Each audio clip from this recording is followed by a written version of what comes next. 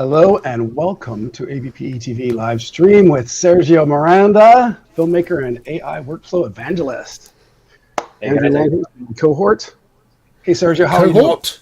Are you doing? Cohort. My host. Co-host. Co-host. We host. Sergio, how are you, buddy? Good. How are you guys? Good. So you're going to tell us all about how you use AI to, first of all, let's point out that you're a documentary storyteller about human stories. So it was probably a bit of a stretch for you to trust that an AI could have anything to do with telling a human story or help you find your story. I mean, let's start with that. Yeah, I think that's spot on. Just because a lot of like the early models, I mean, I've been working with AI since like 2023, like the end of 2023. So, when everybody was making fun of like the spaghetti, eating Will Smith and all those things, where now, right, you're having VO3 where people are putting out actual commercials for actual brands. Now it's like, okay, I could see how it works in a corporate environment and the marketing environment because, they're not necessarily human first. They're more product first, marketing first, sales. For me, it was definitely as a documentary filmmaker, it was just like, how do you use AI, right? Like I've used automation, I've used different workflows to help things speed up things, but it was like, okay, how can AI help me speed up what I'm doing already? And then there was that fork in the road, right? Where it's like, do I want to go down and learn and realize like, this is not going to apply to my craft? Or do I just want to stick to what I'm doing? And so, obviously the industry took a big crash because I worked in Unscripted. And so there's just less demand for editors. And I think going to NAB 2024, there's just a big message to everyone there. It's like, doesn't matter who you are, start a YouTube channel, start something online, because be a content creator. Yeah, you're going to have enough content, enough proven material to see what people like, what they don't like. And so that was interesting because I was like, okay, these YouTube channels like Mr. Beast, right? They have just teams of editors and producers that are able to make changes real quick, real fast. But how does in a sense, there's this liberation of the tools. And, for us who have been working in broadcast television for many years, Andrew, you know this as well as anyone. This evolution of what our roles are, from service provider as an editor to conceiving to be a content creator and having our own channel. I mean, when YouTube, I mean, really, it's like, it's trying to sell a show to Netflix or sell a show to a network.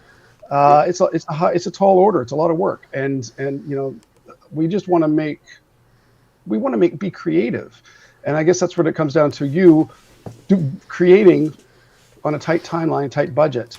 I think we should show some of your experience. I'm just going to share your website with folks here.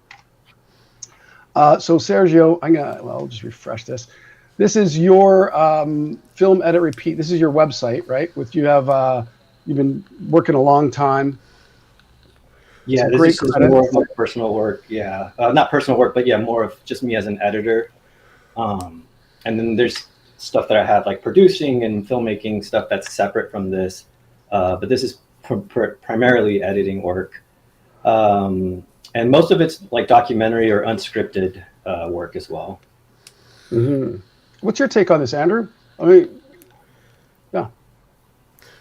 So before we get to my take on this, what I'd really like to hear from Sergio is tell us a bit about you, because you're here to tell us about how you're using AI.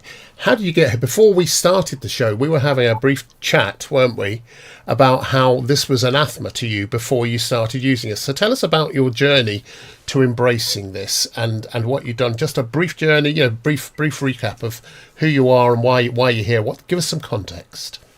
Yeah, like I was saying, I've worked in Unscripted since 2007 and worked into development. And so development's really where I started getting into documentary and producing things and kind of creating things from scratch, right? Like Riplomatic reels and stuff like that. Then once we got into documentary, the independent of it, right? There's just great projects that I wanted to be part of, but it didn't have the pay rate that I was so used to.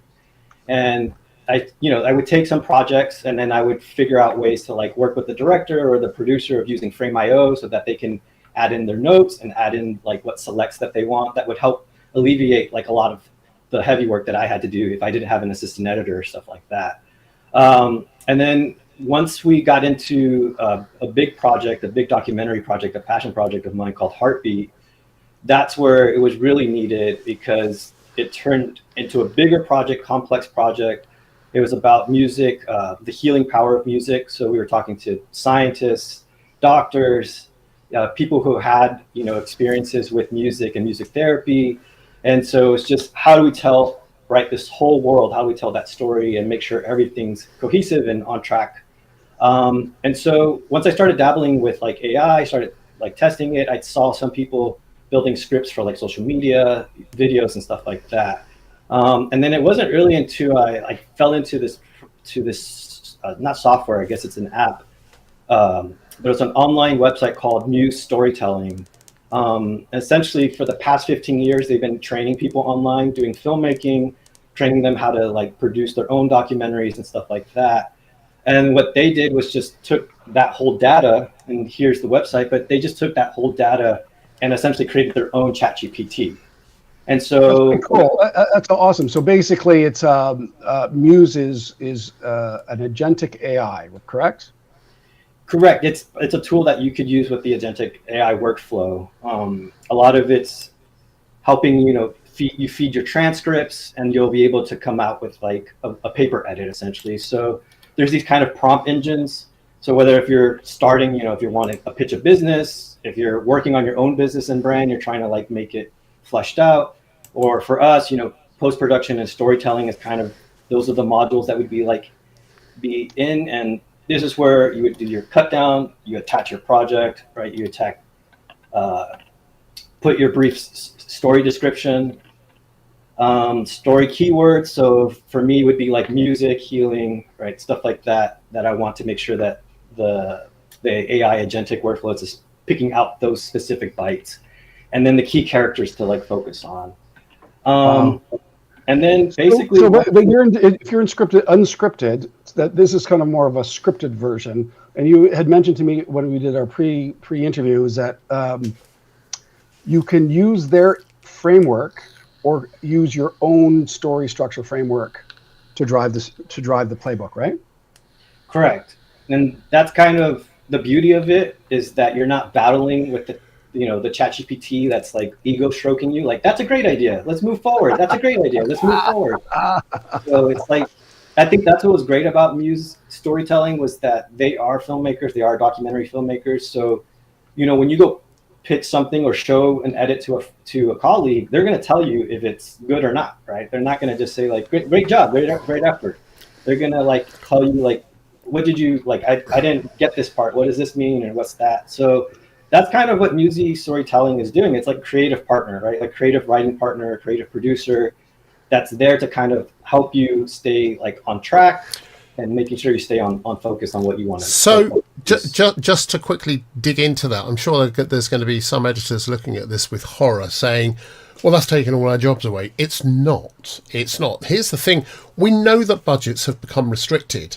And the time when everyone had an assistant editor, you had researchers, you had all these other things going on, these other people to support you, those days, unless you're right at the top end, have kind of gone. And so you need to find smart ways to embrace the roles and the things, the functions those people were doing, to make yourself relevant in any of these situations and with any of these gigs. So what this is doing is not taking away your job, quite the opposite. It's giving you the opportunity to provide the same service that you had before with a whole team behind you, but by yourself. Would that be a good description of this? Yeah, that's a great description about it. It's just like any technology that comes out in post-production. It's to help us, right, spend more time to be creative, to help us eliminate that tedious work task that I don't know who likes doing the tedious work task, but it was one of those things like how you were mentioning it. It was a labor job. Like you needed an assistant editor, you needed this, and now it seems like 5 years, 10 years from now, we might just be all a one person team. Well, let's be clear. In television broadcast, like Netflix, big shows that have a budget, this is there's different markets, right? There's that. Then there's the independent storyteller, the person who's doing the YouTube channel. There's a person who's maybe on site with doing a corporate event with a ton of interviews. I mean, let's be clear. Those businesses that are focused on YouTube channels and corporate, their budgets definitely are different, and they're expecting somebody to do more for the same dollar. And it's tough. So really, I don't know about the network stuff. There's definitely parameters to not use AI generative assets. Sorry, this isn't just about generative assets. So this is about all of the structure of your production. This is about going out, finding research, and making sure the keywords are adhered to, and doing all the brand stuff, which formerly you might have had other people doing. This isn't about generating specifically assets. This is more about saying, this is your workflow. These are some script ideas. You can start refining this down. This is a different use. So this is AI acting as an assistant for you, rather than trying to contrive the whole thing, all the visuals, everything. That's still the job that we have, right? Yep. Yeah, that's correct. I think what you're saying, Kyle, is correct as well. Is that this whole process that I'm working with is not about creating assets or creating things that I could go film, or I could edit my own, or create some type of graphics and stuff like that. It's definitely more of a creative partner, right? Like somebody to help you bounce ideas off of. Because how you mentioned, Kyle, I think that is very important to point out, is that there is a level of networks and studios that, as much as they want to get into AI and do it, they have to figure out what's the actual ethics, what's the actual process before you do that. And it kind of reminds me a little bit of like when I first got into into the industry in 2007, 2008, where there was the writer strike, there was the, sitcoms were kind of like fading away. People wanted to, were interested more into like celebrity life, right? The Keeping Up with the Kardashians, the Paris Hilton, Simple Life with Paris Hilton, like those shows started like blowing up. And so I got in right at the moment where it was like, great, right? You could go be a PA and work yourself up to be production coordinator, production manager, producer, camera person. It was awesome. And I was talking to Andrew about this right before the show, about how the cost of entry, to do that, you had to like go through all these like levels to get to where you needed to get. And as well as before Unscripted, right, like in premium TV and stuff like that, there was only a set amount of editors and producers that were known to do that. And so when I got in, right, it kind of like leveled the playing field. I had a better way to enter into the industry, and it was going digital, right? So I was coming off of like film school where I was learning digital. So I had a skill that I could bring into different companies. And so I kind of see that same parallel, or, the mirror image here with AI, where AI is kind of democratizing everything. Now the cost of entry is almost zero, right? Because if you have your phone, you can start filming on your phone, start creating stuff like that. And so, I know from my point of view, from this show, this series that we're doing here, I go to I use Perplexity, and I also use YouTube's AI story ideation tool. Oh, gotcha, yeah. And I bounce back and forth between Perplexity and YouTube stuff, because it's actually checking keyword efficacy, what people are talking about, and all that stuff. So, and then and I tell it, don't be so cliche. So I'm just to get the description of the shows that we're doing, but because I also want to be relevant. As much as I want to believe that I know as much as I know everything, it's kind of cool to be able to go, hey, what are people talking about with regards to this particular topic? And so that we can be, bouncing the ideas off of a social structure intelligence Does that make any sense at all? I think Well, I think what you're doing is still part of the human, right? The human labor of creating is like you're researching, right? You're asking questions, and it's it's that it's that philosophical thing of like if you don't ask the questions, you're not going to really get the answers. And so, and part of it, I think, if you learned with AI, like it's asking the right questions, making sure they understand the key words. Otherwise, it gets very lazy and it doesn't want to, doesn't want to work for you. But yeah, I think using those tools, are more of just like helping you self-start, I guess, right? Because I think a lot of artists have that self-doubt of like, is this a good idea? Is it not a good idea? Should I do it? Is it a waste of time? Yeah. And it's like before you get out of your head and just talk to the ChatGPT. So there's two small points I want to make, and then we really do need to be getting on with your demos here. One is that I was having a conversation with a group of people just a couple of days ago where they were talking about, first of all, this taking away work, and saying, well, get into it. It matters. I'm doing a job for someone at the moment where we're going to a location I've not seen. I've got some photographs of the location, and I've managed to remove all the furniture and dress the set using AI so I can get it to them and say, this is how it's going to look. And it didn't take that long to do, right? And that's reassured them. The other thing which I was hearing from this conversation was people saying, yeah, I really want to make this, I really want to make films and do my own stuff and explore making my own documentaries or short films. But I'm so busy just trying to get the work in. I say, well, that's where AI can help. You should be able to use AI to shorten the time it takes you to do all of these things, make your coin. That should leave you time to, guess what, go and film like everyone else. You don't need a big crew. You can go and start making your own films now with very little kit, and it's about the story, and about that. Use these tools to help you do this stuff, and you can start moving forward, which is something previously you wouldn't have been able to do. Yeah, that's true. And actually, I can kind of show you an example with the Muse. Yes, please. Let's get to the dirt, the meat. So this is Muse Storytelling. This is kind of their paid subscription that they have. So it's kind of like their own ChatGPT that they have going on. Before that, it was like an online course, like, 2 years ago. It was like an online course where it was teaching how to use ChatGPT and other AI tools to kind of come up with that. Now, fast forward. Patrick, the person who's running it.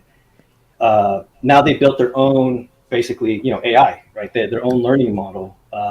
And then let me go ahead and share my screen so you can actually see the first thing that was able to. I'm going to stop sharing real quick so I can share over.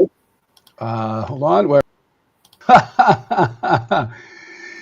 Okay, there we go. Let's get back to where we were.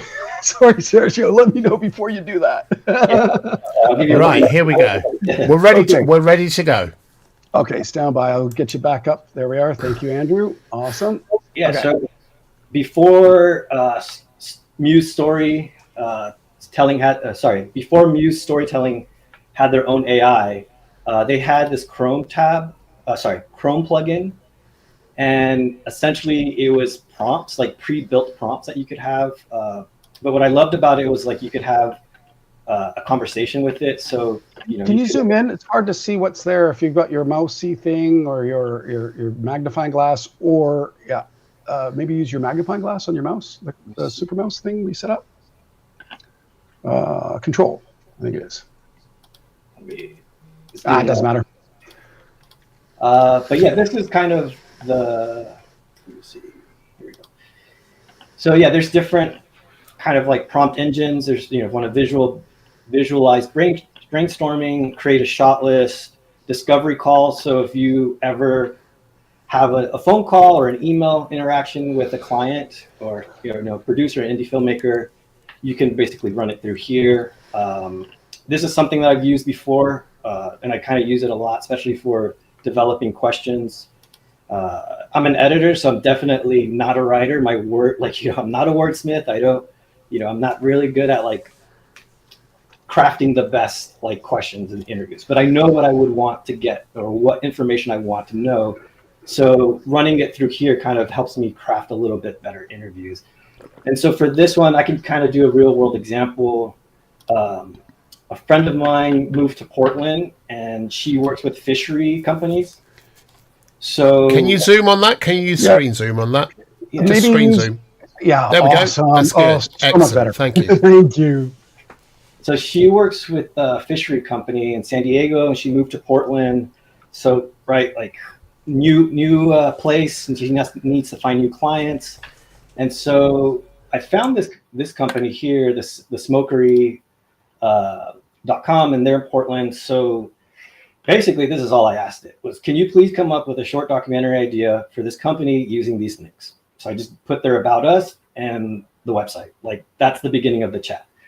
And it kind of gives you the prompt, to start create a compelling documentary idea for the smokery. It asks you for two things: deep understanding for story space. This means engaging with an art, a science of smoking foods, exploring how the smokery distinguish itself in the. I like the nuance that it says the art and science. I mean, that to me is something that's a little bit deeper than just. I didn't expect that from an AI engine. I think that's what really made me like want to explore it further, because if I was to craft this treatment or this paragraph, it would be like, the smokery is really great. It's a really great shop in Portland, right? Like those are the things I would like, the words that I would use, but it doesn't really paint the picture, right? It doesn't really paint the cinematic landscape or the human story that we're really trying to paint. And so through this, it kind of came up with its own documentary idea called Smoke and Soul, the story of the smokery. This documentary will delve into the world of artisanal food smoking through the lens of the smokery. Kind of explains a little bit more. Smoke and Soul would also highlight personal stories of artisans at the smokery. And so it starts getting a little bit more human, right? It starts becoming more of like fleshing it out. So what I would do is just literally just highlight this, right? Just copy this idea, or this kind of rough idea that it gave me, and I could just copy it into here, right? What's the story overview? I'll do that. Interview descriptions, fishermen in Portland. And then with the ideas, I'm just going to throw the same thing that it gave me here.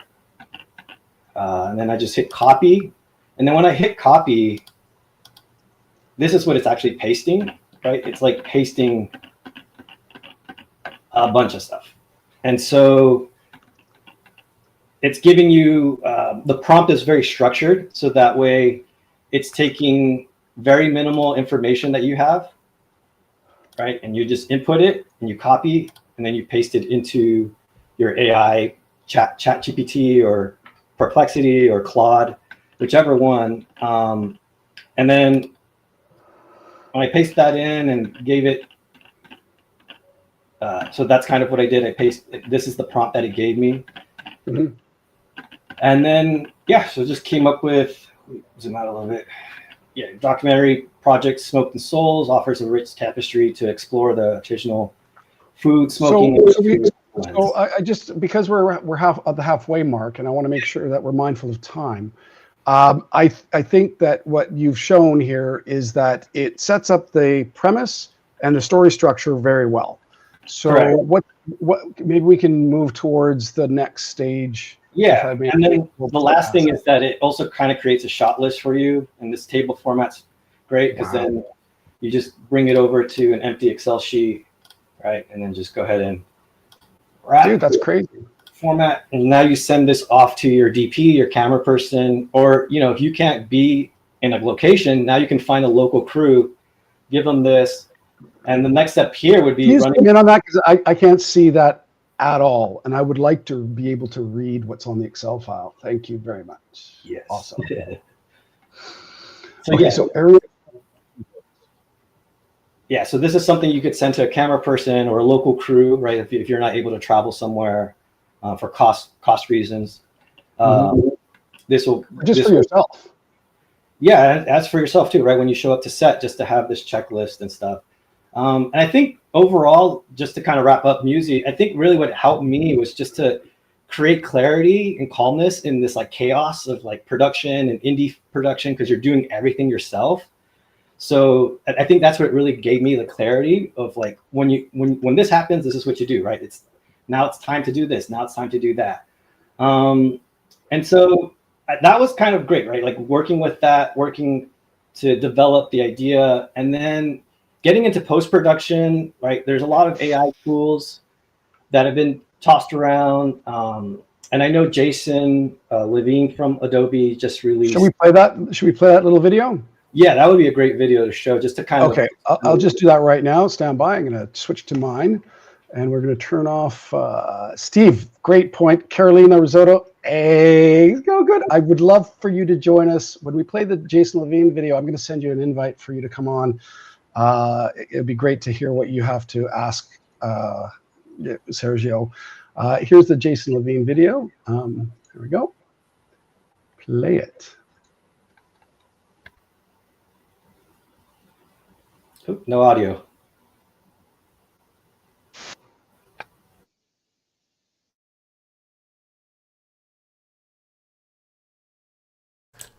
Kyle is muted.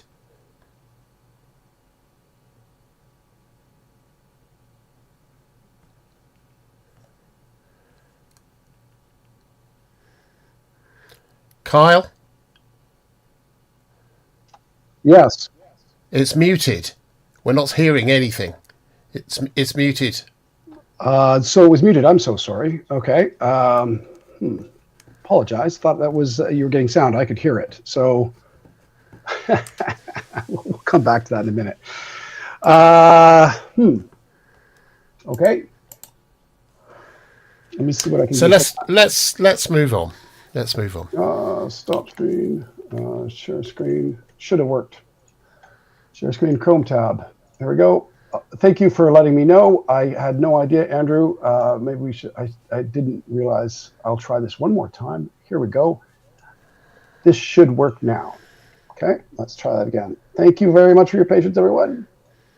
Hello, my friends. I'm Jason Levine. Today I'm here to talk to you about Adobe's Agentic AI.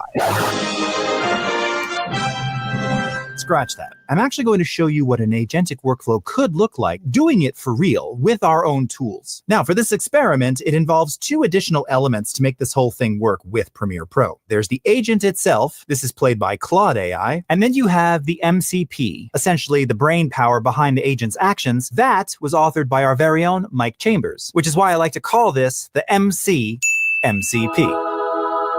So here's what I want to do. I shot over multiple days. So ideally, I want to take all that footage and tell the agent to create a new project. Place all that footage into specific bins labeled by day.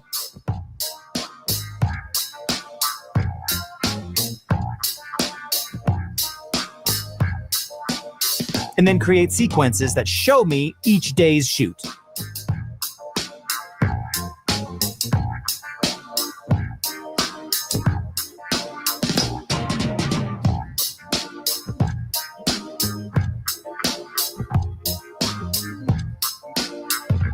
This is something I do every shoot, every edit. Yes! Here's what I also need. I've got a bunch of shots that I already like. In fact, these are shots that I planned when I storyboarded out what this edit was going to be. So I need to take those selects, place them in a timeline. Add markers at the beginning of each of those clips.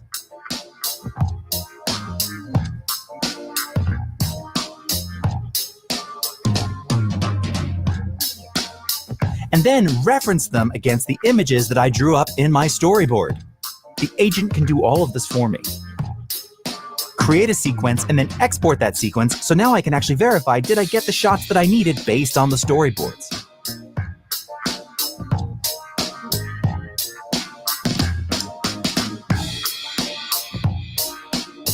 That's the beauty of Agentic AI. You can be demanding. You can ask for things in different ways. It's not that it's just doing the mundane tasks, the things you don't want to do. Some of that boring, mundane stuff, that's fun. It doesn't steal the creative tasks. So that's a quick look at an agentic workflow powered by the MCP with Premiere Pro. Wow, that's pretty cool, man.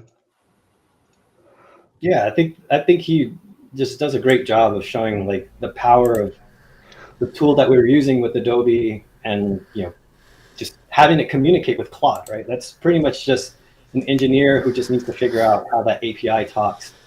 And so, I mean, it looks promising because this feels like it could be in the works for Adobe in the future, and that would be, I mean, that would be amazing for great documentary filmmakers and indie filmmakers. And what we'd like to do, Go ahead. Carolina, you're muted at the moment. There we go. There we go. How are you? I'm good. How are you guys? Great. We're Thank you so much for excellent. joining us. As a content creator who has been behind the scenes, behind the camera, and writing and directing around the world, this kind of tool set, is it valuable for you? And do you have any questions for Sergio? It felt surreal looking at that. I'm just like, especially the labeling part, it makes such a difference. And I love the matching the storyboard. Yeah, I agree. I'm not scared in that sense of like editors being replaced. I think it's only going to be a tool that helps us be more creative and think about the things that actually matter. So I'm all good. Yeah. Boring, mundane stuff, not fun. I agree with Steve. Yeah. So what ask Sergio about his process? Because I mean, he's really, on one hand, Sergio, you were telling me that you don't use it for your broadcast stuff, and you wanted to be really clear that for the reality TV series, you're not using these tools for those clients. You're using the tools for your own projects, and this was something that was really important for you to express, so that people didn't, so your clients didn't think that you're cheating, and that it was all coming from you. Kyle? Yeah. Yeah, so what is the difference? I mean, it seems to me the difference is this isn't particularly for necessarily broadcast or the other high end stuff, but certainly for people that are making their own documentaries, their own series, YouTube series, such as Carolina, who does an excellent job, by the way, and has a long history of working in our industry before she ever got into the YouTube thing. So how would you see this working for her? How would you see this applying to her workflow? Yeah, I mean, I checked out your YouTube channel, and it's amazing that you get to travel around and like kind of figure out like all these different places, like places of origins and stuff. I think for me, like when I was watching you going through and like interviewing people, especially like the New York one, right? It's just all on the fly. Those are not planned, like pre-planned interviews. You don't say, "Hey, meet me down at Times Square at this time." And I've had ththose happen on set where just, "Hey, we have time for this person. Can you interview them?" It's like, I didn't prep. I don't know this person. I don't know anything. And so what would be great for your workflow, it's like if you met somebody or you knew that you're going to meet somebody that day, like just talk to ChatGPT or your chat your chatbot of, this is the person, here's the website, what are like some questions that align with my episode theme, and like what's some shots that could represent some of like the cinematic B-roll that you would want to overlay the VO or overlay from the interview. I think that could really help, because I think you're one person team doing the camera and everything, and to try to capture like real authentic moments without in the 5-minute 15-minute period is really, really hard, because you kind of need like an hour to Carolina, you that's your cup of tea, isn't it? I mean, that's everything you do. Yeah, and you're really just giving me flashbacks to when I worked in the Olympic Games last year, because I was interviewing athletes for the Olympic and Paralympic Games. And the thing is, like, there's hundreds of athletes competing, and you can't research every single person that you're going to interview. It's kind of impossible, especially because you don't know who's going to win, or who's going to be available. So I remember there was a day that like I found out like an hour before I was interviewing 8 different athletes. It was crazy.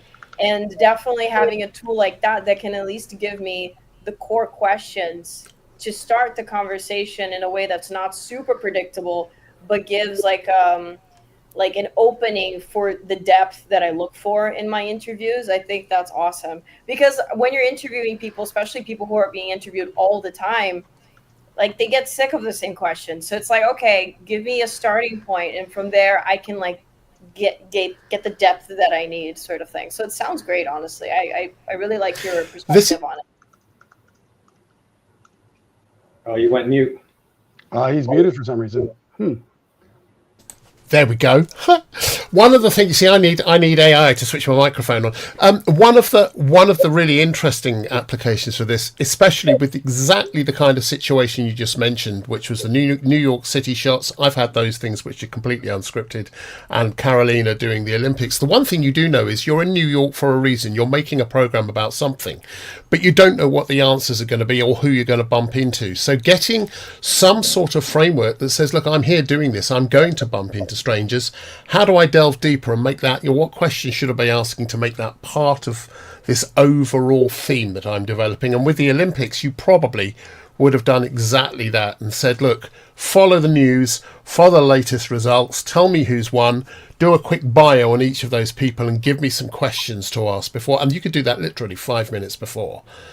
I just think there's some really good opportunities here for mixing things up. What do you think, Carolina? If you could do live updates, that would be great, because oftentimes it would, ChatGPT, especially at the beginning, would be like, oh, like we only have stuff as new as from like 4 years ago or something like that. So then it becomes kind of useless, right? in this scenario. So I really like that idea. It would be definitely best case scenario. And also, like, if you're traveling to a new city and you're trying to identify the locations of iconic shots that you need to get, I think that's also very helpful.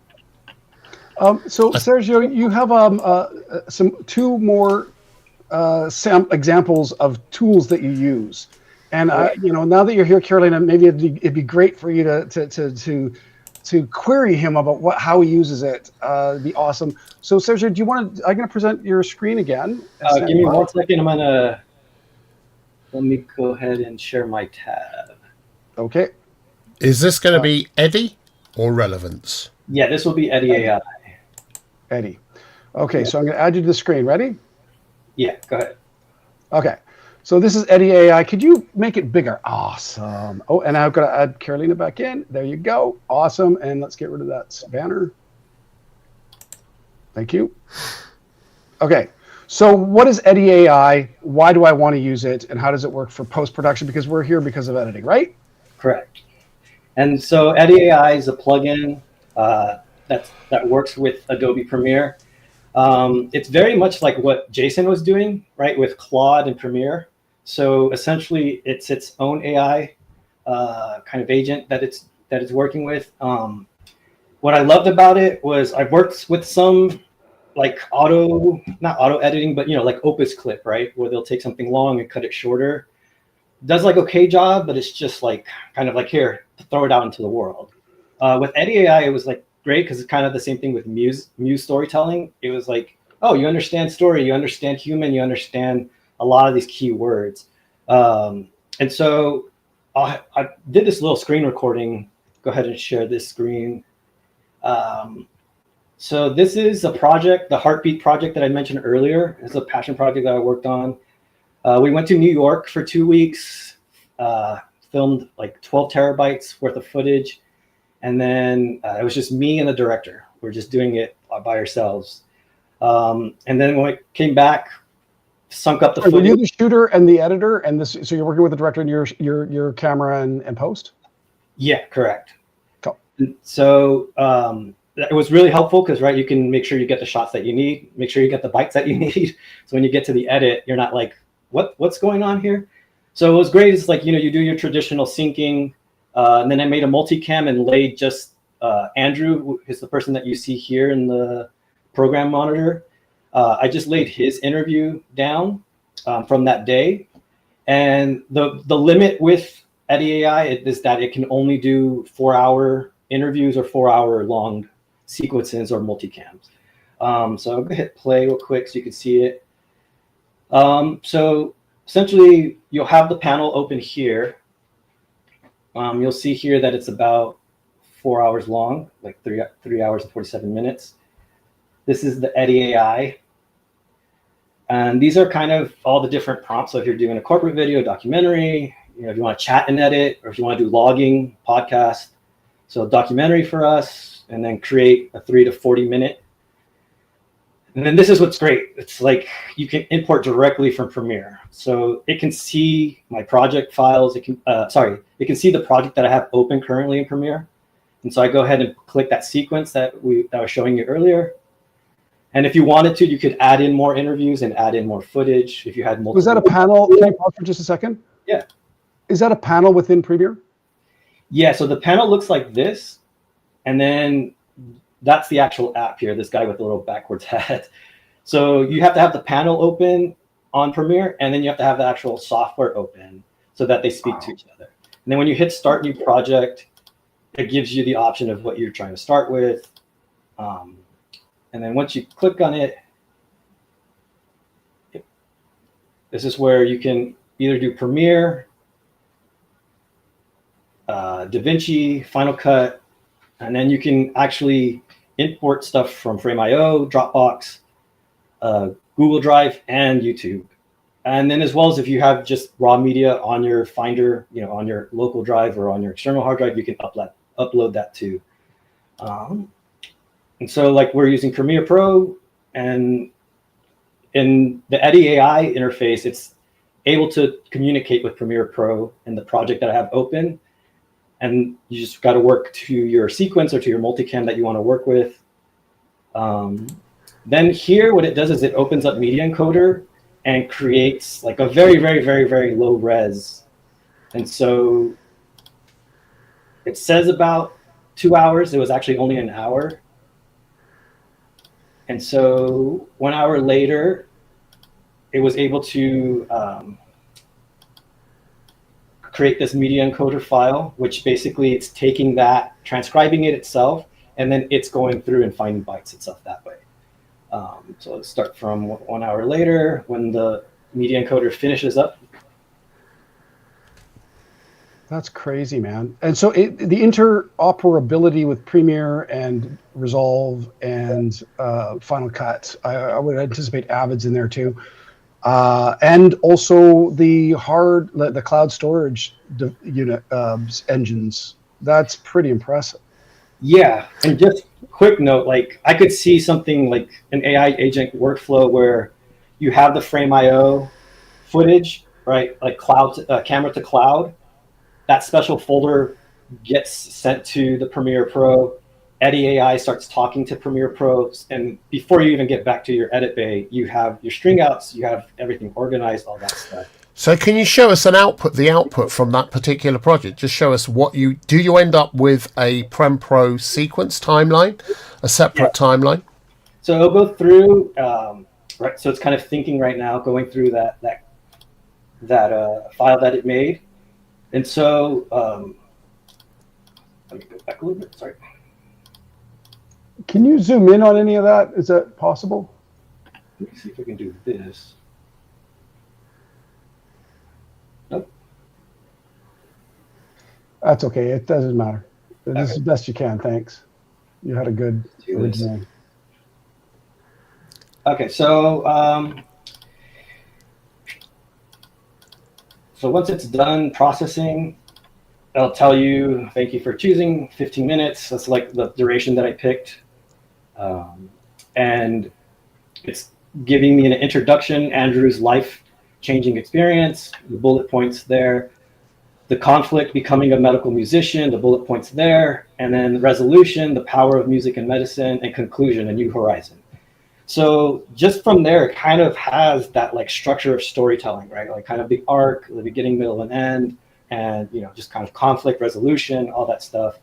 That's see, we can't really actually read any of the words, so it's a little bit too small. But we get the idea. Have you got the video itself? Have you got a timeline that you can share with us, or not? Yeah. What's the end result? Yeah, so you can see here towards the end. This is the full video, the full script. It's made the whole selections. From here, I just click Adobe, and automatically it just starts, auto editing itself, or auto stringing out. I don't want to say auto editing, but it starts stringing out all the selects for that. And so now it's cut down that 4-hour interview down to like 15 minutes and 30 seconds. Okay, I'm gonna ask the tough question here. I know when I get used to my footage, I find stuff. That relationship with the material is vital to my creative process. So are we? Is this losing that? I don't think it is, because you still have to be an editor, right? I feel like if you look at the Walter Murch's, rules of 6, story is like 20%, like emotion, is 51%. So essentially, you still have 51% of like your job as a human being to figure out, like, is this intuitive? I mean, a good example is Premier Gal did a review on Eddie AI, and she did it with her YouTube channel where it's scripted. So she has different takes, but Eddie AI can't really tell which take you like better than that take, right? Somebody making a mistake might be authentic and raw, and that's good for YouTube, right? And so that would be your decision as an editor of like, is this feeling too like bland, or how Carolina was saying, like, are my questions too predictable, right? Is my edit too predictable? And so I think it doesn't take that part out, but it's definitely something where it helps you get started, so that when you get into the edit chair and you are creative, you're not like burnt out, right? You're not exhausted from the footage of seeing things and stuff like that. So just using your example, Sergio, and I get what it's done, and I get the benefits of that, certainly for a fast turnaround. But I think Kyle, probably Carolina, from talking to her about what she's done in the past, and myself, I will actually ingest all the footage, and I go through the process of watching every single clip, because in doing that, and I know I have the luxury, I make the luxury of doing that, because in doing that I find a story, not necessarily the one that I started out with, but I often will find stuff in there and shots and shot orders that allow me to develop the story to give me something which is completed at the end, and it comes from me. I have a feeling that some of that is getting lost. I'd love to know, Carolina, what's your thought on that? Do you tend to edit by ingesting and looking at every single shot, or do you have a clearer idea than that? What's your way of doing this? I feel like as an editor, even if I shot the whole thing, I always watch all the footage. You have to like know what you're working with, and you said it perfectly. It's like you're kind of rebuilding the story as you're going through the edit in many ways. So I could never skip that process. I think for me, what could be useful, it's like, selecting the cuts and labeling cuts where maybe the talent had more energy, or maybe where the sound wasn't so good. So we're aware of that. I think these kinds of organizing the footage that way would be useful, because when it comes to choosing the best take, like, is it really possible? Can AI really decide what is relevant to the story? When I still haven't really built it myself, I feel like I would always be in the back of my mind, like, oh man, like, but I didn't look at all the footage. Like, I have to see all the footage, I would feel responsible as an editor to be, because then if the client asks, oh, do we have something like this? And I don't know, I'm saying that I don't know my footage, So I feel like I can't really skip that process, but I can see how AI can help me speed up a lot of that. And it seems really cool. Like the rough cutting and stuff like that seems amazing. The labeling is super helpful. But yeah, like I have to look at all the footage, unfortunately. And it takes time. I would like to add to that. I have had the luxury of working with an assistant editor and training editors over the years. And I love that process. And to the point that I would get them to actually use, before we had transcriptions, I would get them to make markers that would actually be half sentence markers, so that I could see the story in the clip. And it would allow me to rearrange stuff without having to play it back and load it into my RAM for cutting story. Because I'm all content heavy, word heavy in our, word value in our storytelling. Now, what I would do though is I didn't want to watch everything, because I found it overwhelming. It clouded my perspective.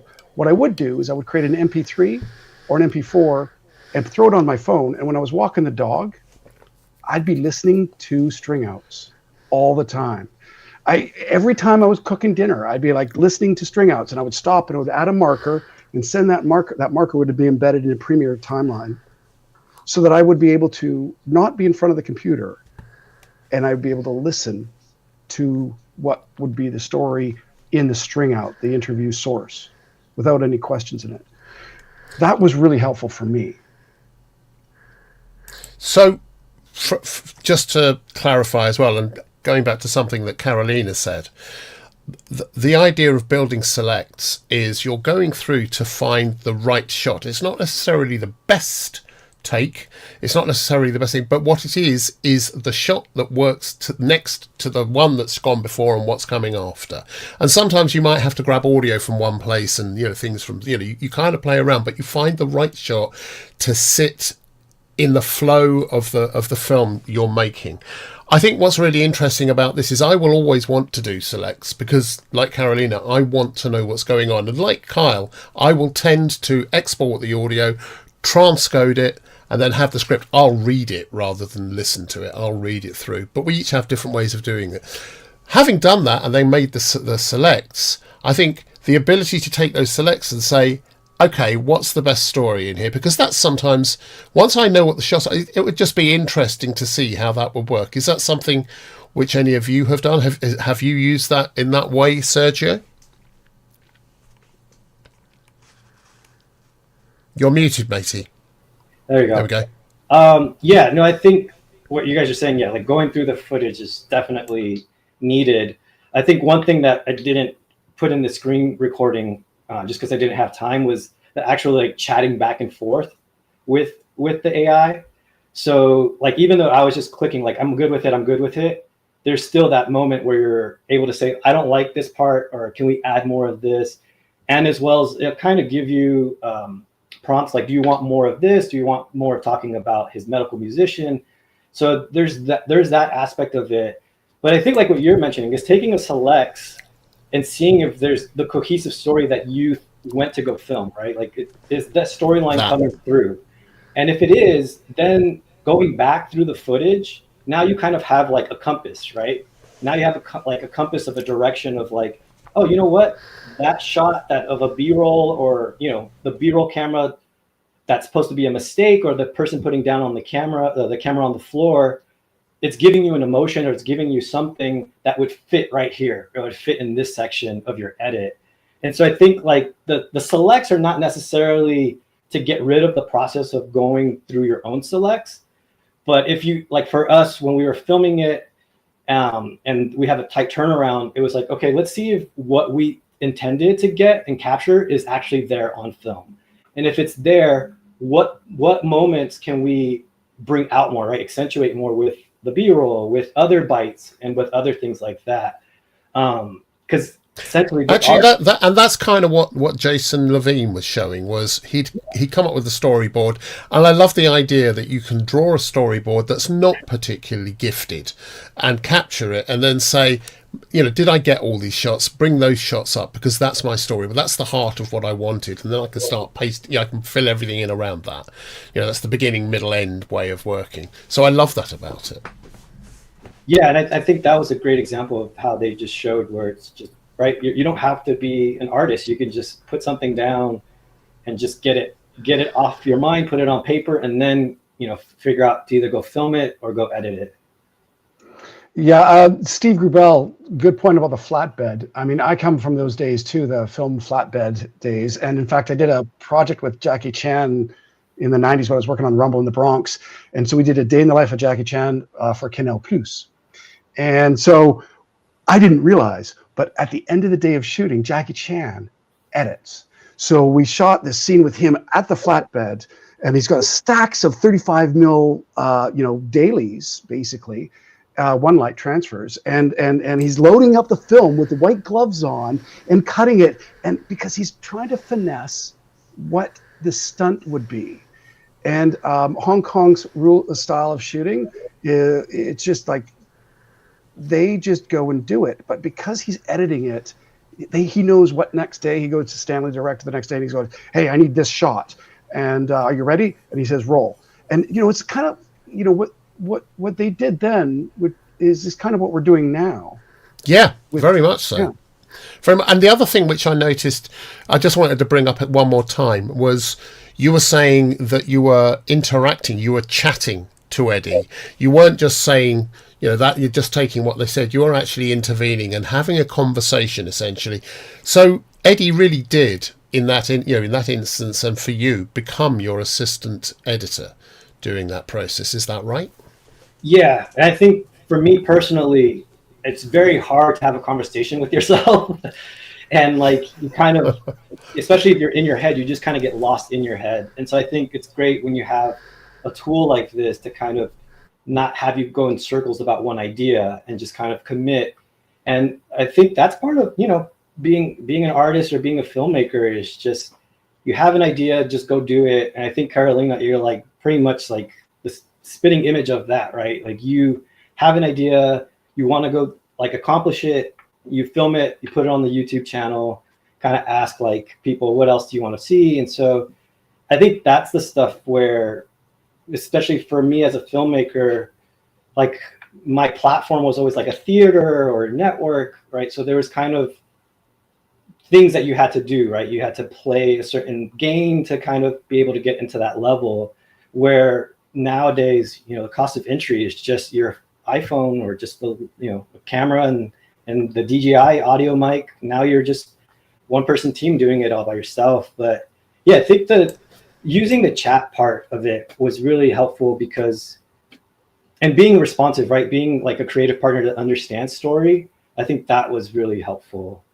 And yeah, I think Carolina has done such a great job with the films she's making. It's such a really clever idea, and that's what I think we all know about this. Is that's the creative bit, coming up with the ideas and having the chutzpah to actually get the money together, the funding to go out and film on whatever, and coming up with this series, which I think is absolutely genius. So any tools which can help you do that. I'd love to know if this is going to change the way you shoot and or edit, Carolina, these workflows. Oh my God. It's going to change so much that I actually, since I just finished posting all the episodes, I was before I make anything new, I'm going to catch up on all the AI that's changed. Because since I started filming, which was a bit over 2 years ago, until delivering the last video about 3 weeks ago, AI has, developed a lot. So I'm actually looking exactly for tools like this that act not only as an assistant editor, but like a script supervisor in a sense. That's just giving me reference of here's what happened this day, or here's what these conversations were about. Because maybe if I just have a summary of what happened or of each interview, that already can get me ahead of the game and start imagining the story and before watching all the footage, which I think could be very useful. Because look at all the 8 hours of footage and then decide what the story is about. If I already have a summary of everything in terms of B-roll and the content that I got and how we can tie that together, I'll already watch that that rough material from the point of view of a V1 edit. That's what I can imagine, and that's very helpful. I call it V0. My string outs are V0, and the V1 is selects, and then V2 is the uber duper super cool select. Well, look, so we're now at the top of the hour. We've been here for an hour. We haven't covered anything as much as we wanted to. And we have sponsors to cover too. Yeah, we got to cover those sponsors. Should we do that? Why don't you go ahead? I'll do the screenshots. I'll do the screen while you... So, I'm going to do the announcement. So, listen, thank you to our wonderful sponsors, Lucid Link. We're using their tools at the moment. We're using their storage to help us navigate between Canada and the UK, store all the footage, share it, and actually bring these shows together using...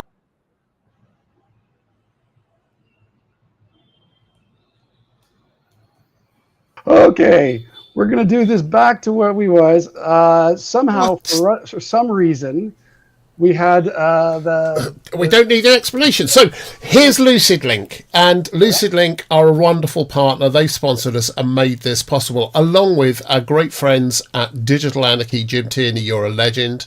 So Jim's company, Digital, make tools that are just astonishing. Beauty Box, Flickr Free, a whole bunch of things, Samurai Sharpen, that I use all the time. They've saved so many shots for me. So, listen, thank you to our wonderful sponsors. Thanks, Digital Anarchy. We're here because of you. Appreciate it. Big time. Yep.